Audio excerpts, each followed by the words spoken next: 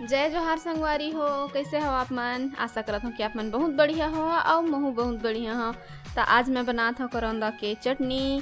तो एला चटनी घलोक कइथन अउ अचार घलोक कइथन। खाए बैठथन तो देवा एको चानी चटनी होही त ऐसे कइथन ना। तो आज मैं बनात हूँ करौंदा के चटनी।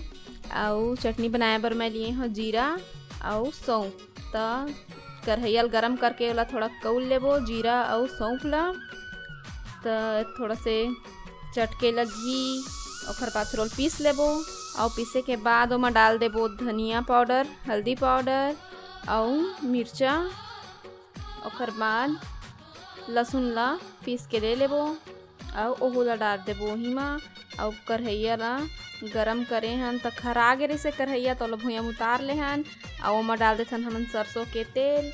त तेल ह घलक गरम होके तब सब पीस के सब मसाला मिला के रखें तेल ओही मा डाल देबो ताकि मसाला अच्छा से भुंजा जाए।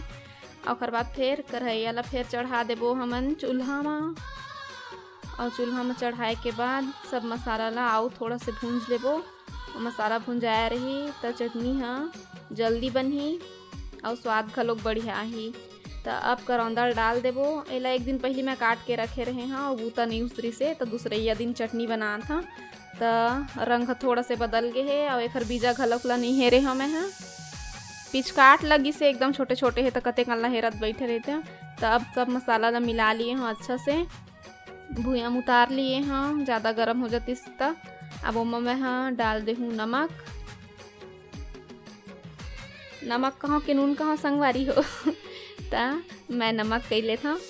तो अब डाल देता हूँ ओमा नमक और अच्छा से मिला लूँ और मिलाए के बाद ओला थोड़ा से आउ चूल्हा में रख के थोड़ा से आउ भून लेना है। तो हाले बिल्कुल एकदम हो गए तैयार खाए बर और इंतज़ार करे के ज़रूरत नहीं है।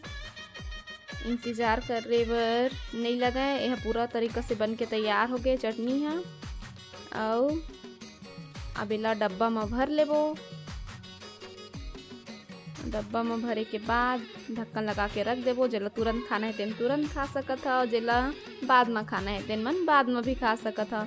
अब मोला विदा देवो संगवारी हो। जय जोहार, जय छत्तीसगढ़।